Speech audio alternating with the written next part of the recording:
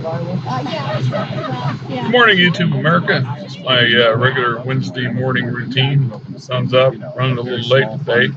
Like I said, it's easy to point fingers at people and make derogatory comments about, things you really don't know, you can't understand, and you've not really been in their position. It's until you find yourself or you place yourself in a place of extreme difficulty that you discover that the world's never quite the way you expect it to be. This is our first day in Iowa that the weather really truly dropped below the freezing mark. It was, I believe the weather said like 19 or 24 degrees outside, with wind chill putting it at 6 degrees. Excuse me. I'm up much later than usual. I made it to the courthouse within the window that I'm allowed without any issues, but I had some difficulty and a bit of deception and skullduggery on part of the business, but you ain't able to read the fine line until the fine line's in front of you, and sometimes you have to pay the price because you don't have an option. I learned some valuable lessons today. I had thought this morning when I woke up at quarter to 6, quarter to seven, to let my windows defrost and start the car up before I got out from under the sleeping bags back here. And this is a Ford Focus, folks. It's a nice little car made by a reputable company. They have this nice little feature in it called a safety lock system, or not. Maybe that's not exactly what it's called, but the gist of what it does is if you get out of the car and you leave the car for any short period of time, it automatically locks the doors behind you to keep kids and strangers from getting in the car, I'm guessing. Apparently, this applies even when the car's keys in ignition and it's running. So I got out of the car and it was in the process of pulling a plastic rain guard off the windshield that I put up every night to give a little privacy and to help keep the frost off the front windshield when doors lock themselves.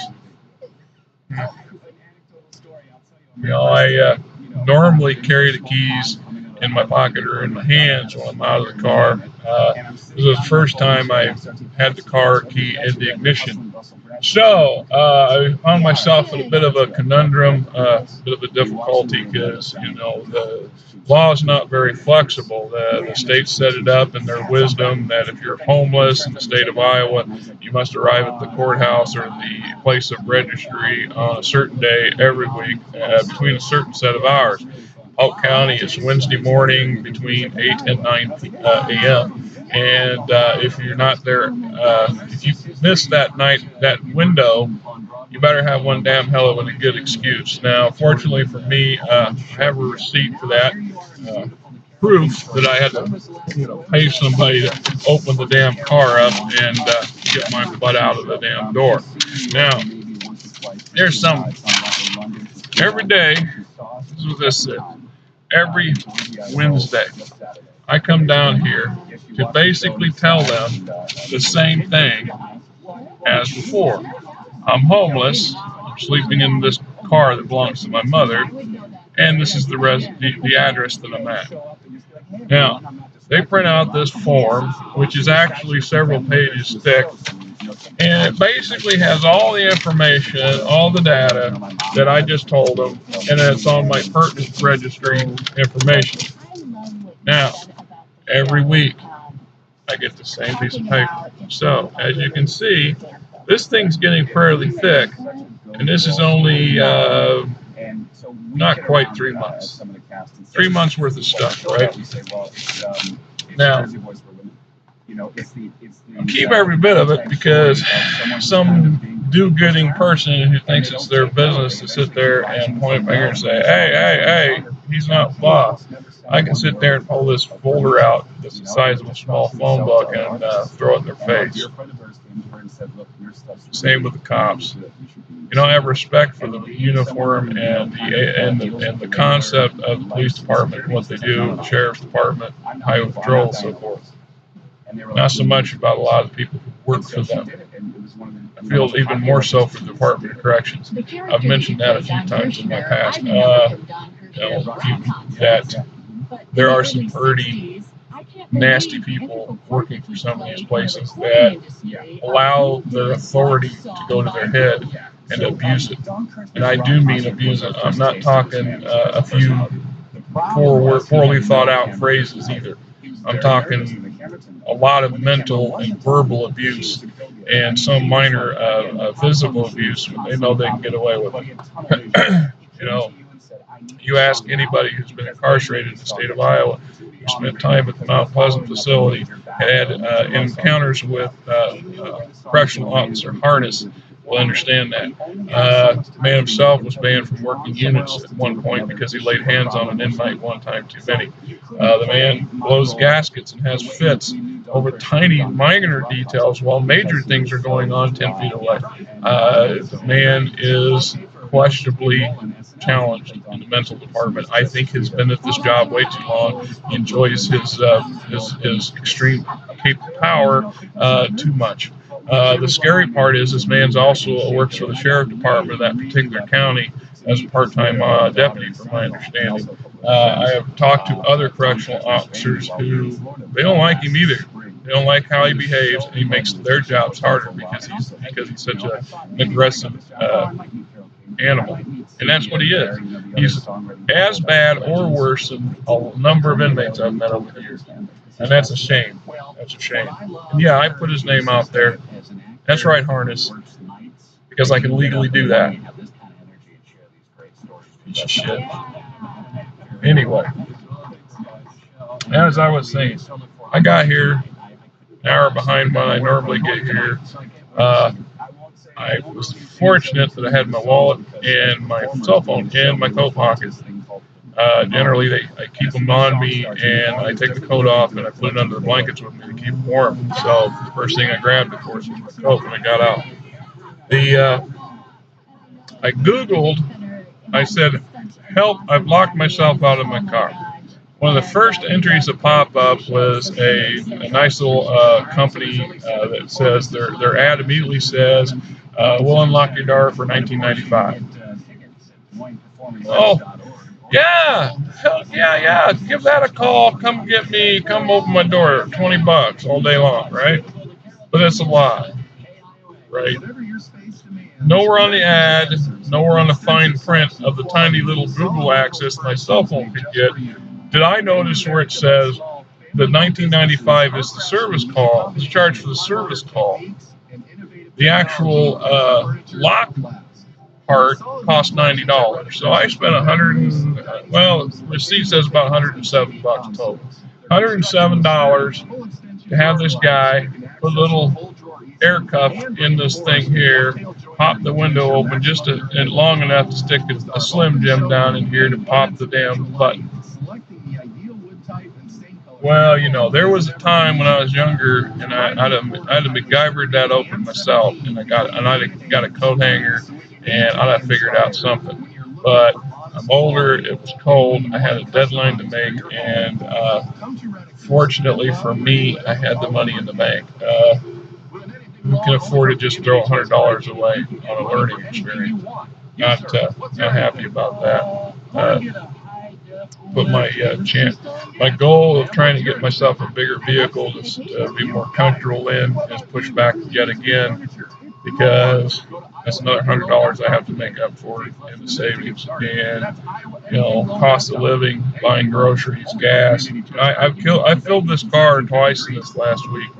And the week's not over yet. It's already at half a tank of gas because of the amount of driving I have to do to get back and forth to my mother's house and to my job. And I'll make twice as many trips as you will make my friends, because you're not going to go someplace separate to reside. You know, I'm going to get off work, I'm going to go to my mother's house, I get a shower, get a hot meal, spend a little time with my wife and my mother, living with my wife, and then I'm going to drive back to Des Moines, 30-minute drive to the place where I reside, sleep, get up, do it again. So I might make 2 or 3 trips in a given day, and grateful to have the job to make the money that makes the money that allows me to do this. Ironically enough, I actually just turned down another job yesterday that was actually probably a better job than the one I got. I confused myself about it because I'm not sure why I did it. The place I work for, it's Mickey Mouse. I'm sorry, Emma and Janice, but I don't understand how you've managed to stay in business for so many decades with the behavior and issues that your company seems to have. It just boggles my mind. You know, in the 3 months I've worked for you, I've seen 6, 7 people get hired and quit in that same period of time. We won't name names, but your recent guy who seems to have all of his ducks in a row, bit of an arrogant hothead by everybody's words. I haven't dealt with him, so I can't speak that personally. His buddy, who is a helper, both put their 2-week notice in. Now, grant you, I'm not sure I understand what their reasoning was. I think there's more going on here with them than what they want to let on.